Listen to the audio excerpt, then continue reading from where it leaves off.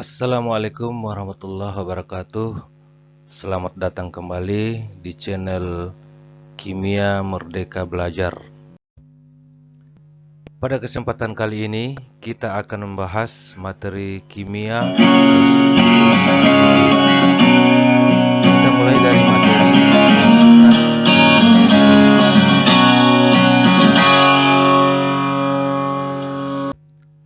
Pada dasarnya, semua aktivitas dalam kehidupan kita sehari-hari, kita selalu berhubungan dengan zat kimia. Mulai dari bangun tidur sampai kita tidur kembali. Misalnya kita bernapas, menghirup gas oksigen dari udara. Atau pasien di rumah sakit menghirup gas oksigen yang ada di dalam tabung oksigen. Kita makan, minum, mandi, menggunakan zat kimia, dan berbagai aktivitas lainnya. Tetapi, kita sering menganggap zat kimia itu sebagai sesuatu yang berbahaya dan menyeramkan. Padahal, seluruh kegiatan manusia tidak ada yang lepas dari suatu reaksi kimia. Reaksi kimia banyak memberikan manfaat dalam kehidupan kita. Misalnya, reaksi pembakaran gas LPG untuk keperluan memasak, reaksi fotosintesis pada tumbuh-tumbuhan hijau, atau pada pembuatan biogas terjadi reaksi fermentasi, dan lain-lain sebagainya. Oleh karena itu, mari kita belajar lebih dalam tentang ilmu kimia. Pengertian ilmu kimia.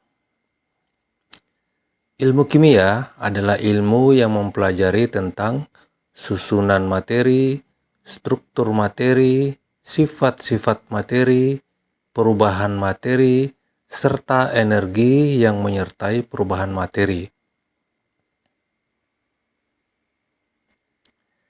Kita mulai dari susunan materi. Susunan materi meliputi unsur, senyawa, dan campuran.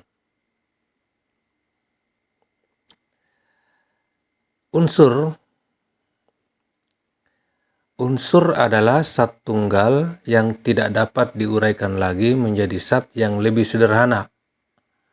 Contoh unsur natrium lambangnya Na, hidrogen lambangnya H, besi lambangnya Fe, belerang atau sulfur lambangnya S.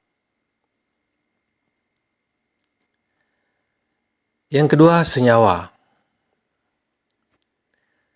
Senyawa adalah gabungan dari dua jenis unsur atau lebih dengan komposisi tertentu melalui proses kimia, dan masih dapat diuraikan kembali menjadi penyusunnya melalui proses kimia.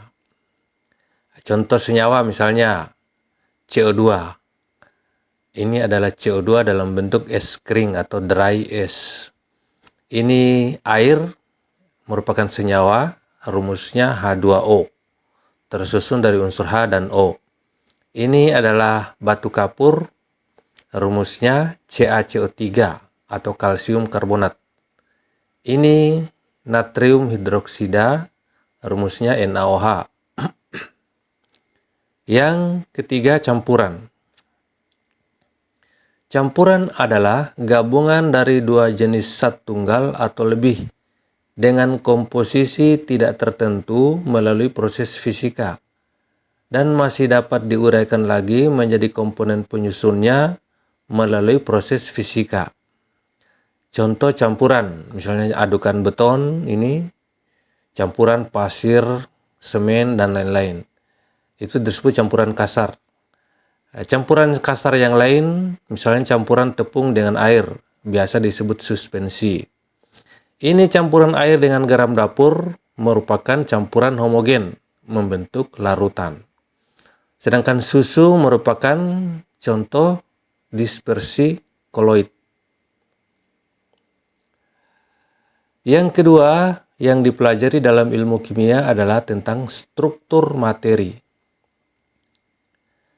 Struktur materi merupakan gambaran tentang bagaimana atom-atom saling terikat untuk membentuk molekul unsur, molekul senyawa, dan ion.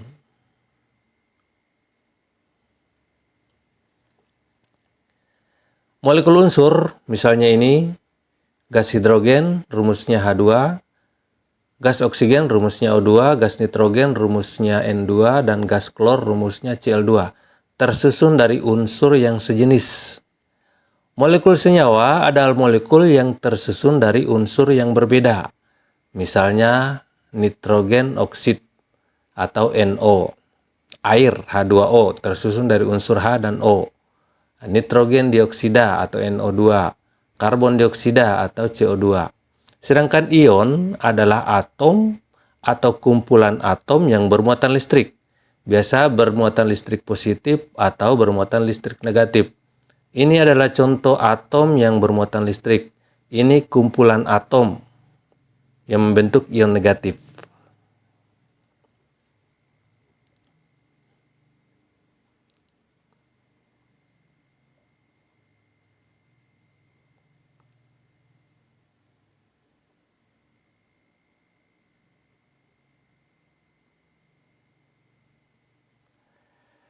Bagian ketiga dari ilmu kimia adalah sifat-sifat materi.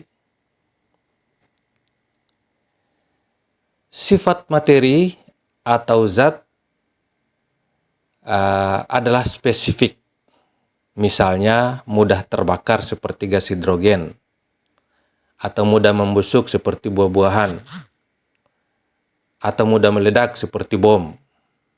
Ada juga zat lain yang mudah berkarat seperti besi, tidak mudah berkarat seperti emas atau timah. Ada juga zat yang bersifat racun seperti sianida ini. Ini timah, ini besi yang berkarat. Nah, bagian keempat yang dipelajari dalam ilmu kimia adalah perubahan materi.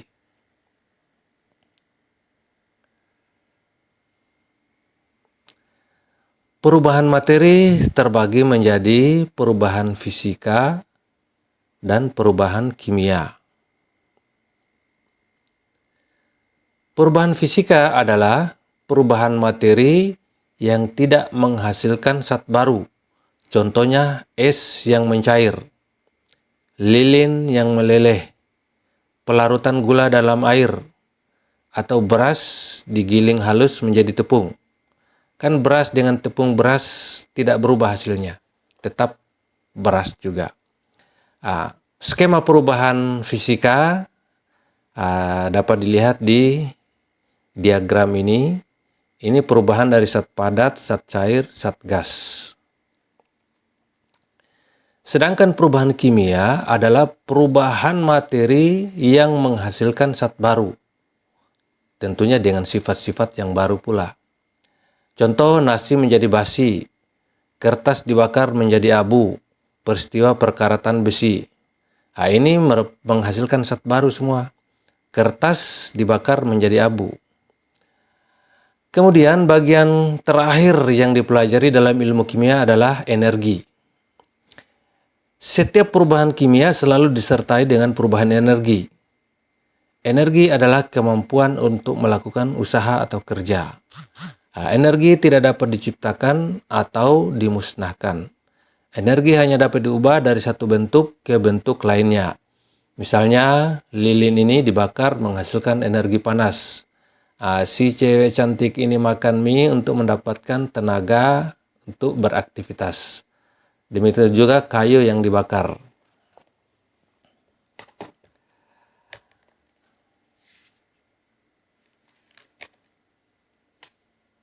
Jika kalian suka dengan video ini, jangan lupa klik jempol ke atasnya, ya. Dan untuk mendapatkan info video berikutnya, jangan lupa klik subscribe dan nyalakan loncengnya. Oke, saya ucapkan terima kasih kepada semuanya. Semoga video saya bermanfaat. Wassalamualaikum warahmatullahi wabarakatuh.